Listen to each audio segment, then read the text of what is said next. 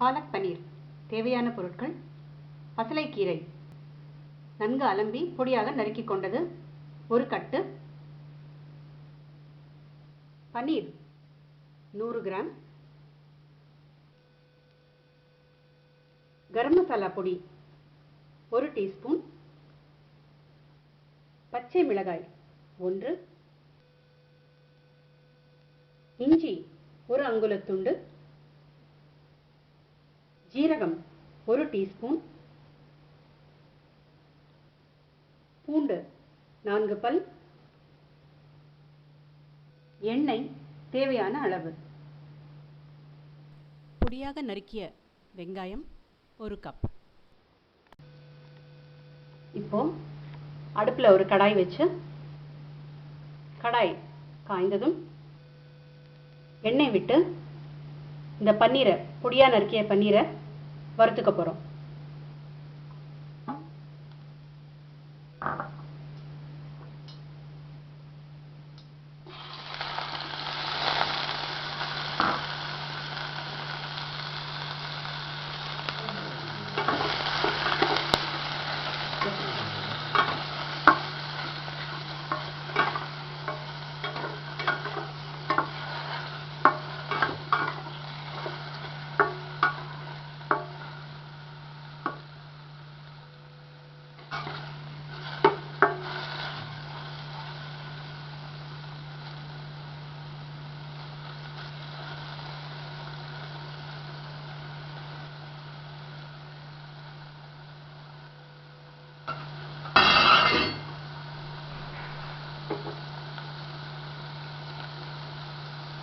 நாம் முன்னமே நறுக்கி வச்சிருந்த இந்த பசலை கீரையை குக்கரில் இஞ்சி, பச்சை மிளகாய், பூண்டு இது 3 சேர்த்து தண்ணி விடாமல் குக்கரில் வச்சு ஒரு 2 விசில் வர வரைக்கும், அதாவது ஒரு 10 நிமிஷம் அதை குக்கரில் வேக வச்சு எடுத்துக்கிறோம்.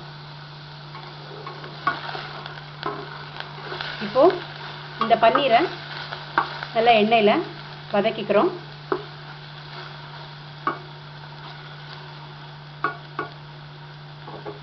அந்த பசலைக்கீரை குக்கர்லேருந்து இறக்கிட்டு நல்லா ஆறியதும் தண்ணியை வடிகட்டி மிக்சியில் போட்டு நைஸாக அரைச்சிக்கணும். இப்போ இந்த பன்னீர் நல்லா வறுத்ததுக்கப்புறம் தண்ணியில் ஒரு 5 நிமிஷம் போட்டால் அதுக்கப்புறமா நம்ம அது சமைக்கிறதுக்கு உபயோகப்படுத்தலாம். பாலக் பன்னீரில் போட்டு எடுக்கிறதுக்கு உபயோகப்படுத்தலாம். அடுப்பில் கடாய் வைத்து கடாய் காய்ந்ததும் எண்ணெய் விட்டு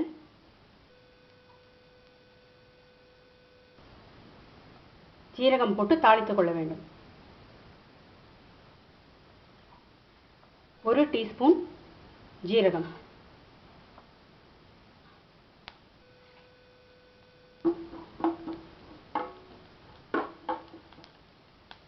பிறகு பொடியாக நறுக்கிய வெங்காயம்,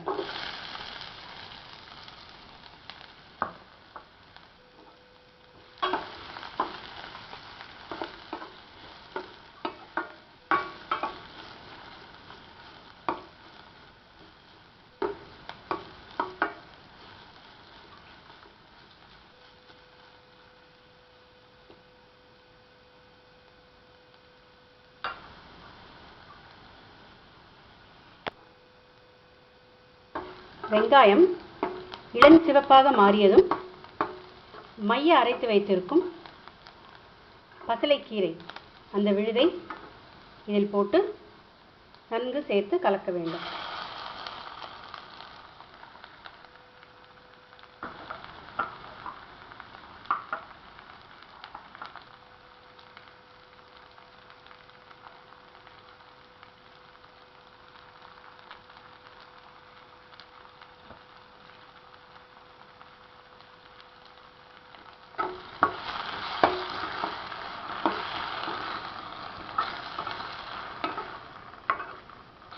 ஒரு 2 நிமிடம்.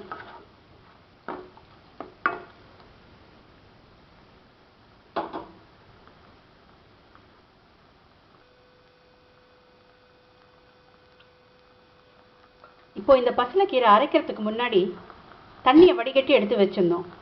அந்த தண்ணியும் இதில் விட்டு இந்த பசலைக்கீரையை கொதிக்க வைக்கணும்.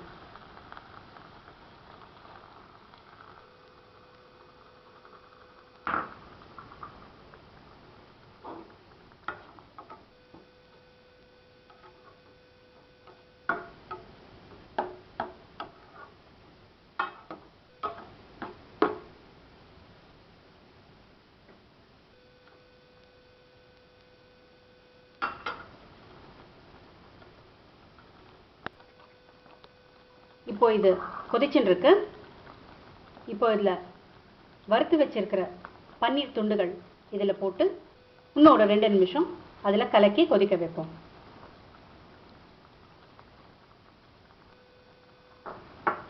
இத்துடன் ஒரு டீஸ்பூன் கரம் மசாலா தூள் சேர்த்துக்கணும்.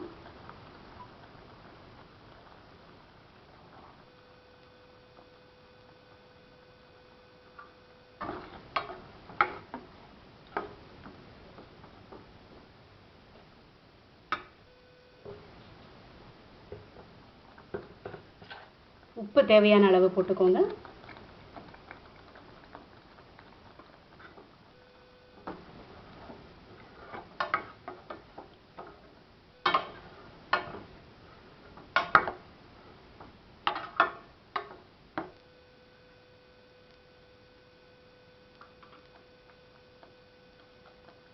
ஒரு 1-2 நிமிடம் நல்லா கொதிக்கட்டும்.